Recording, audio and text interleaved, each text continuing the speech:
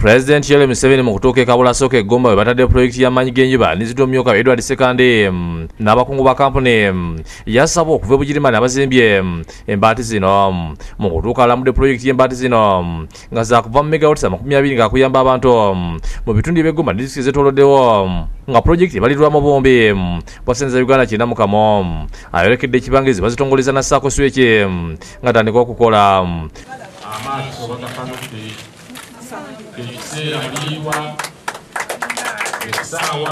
President yalukidde abadde omukulu ng'omubaka w'ekitundu kino Robina Lwakojo omwebazizo olw'enkulaakulana gyateereddewo abantu b'e Gomba n'amutegeeza nti enkulaakulana bw'eti ekyusiza ekitundu kino.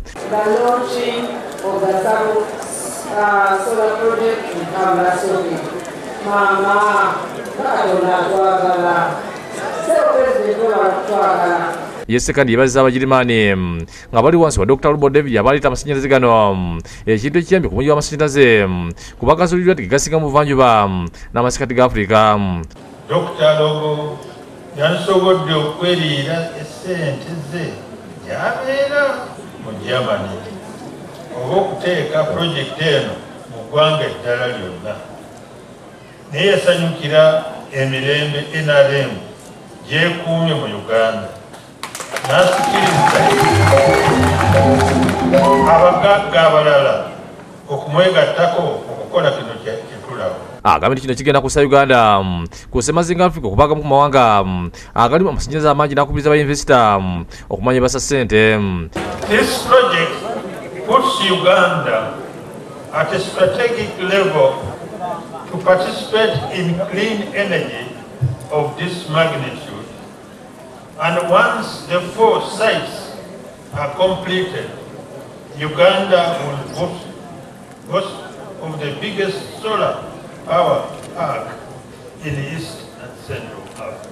Ye President yebaziza bayinvesita bano okussa ssente mu Uganda bwatu n'ategeeza nti kiraga nti gavumenti etadde amaanyi ku mirembe ekikiriza bayinvesita okuleeta kuno ssente. Twasiga eddembe n'okwegatta kati bino kwekukungula.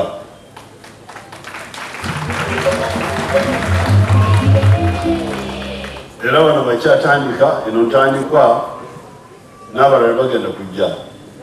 Aziya abantu okukozesa amasannyalaze agabateereddwa obulungi balekerawo n'okubba embaati nga bye bamulopedde.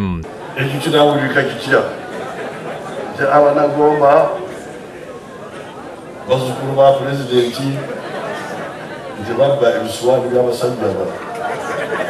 President yategeeza nti wakwogera okuteeseganya n'Abagirimani okusalako ebiseera by'amasannyalaze buli omu asobole okugakozesa. Olwekyo ndi musanyufu okulaba nti kati tulina byonna. Njogere nabo nti akabeeyi tulina okukaza wansi k'amasannyalaze gano ag'amaanyi g'enjuba. Asabye n'abantu b'e Gomba obutatunulira kyamasannyalaze ne bafeeyo ne ku by'okwekulaakulanya.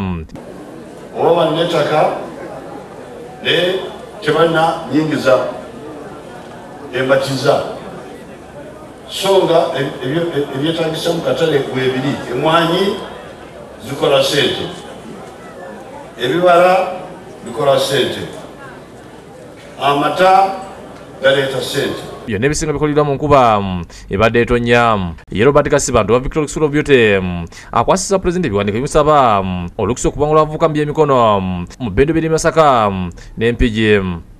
Ronald Kakooza yakusakidde Glen ku Lwabukedde TV.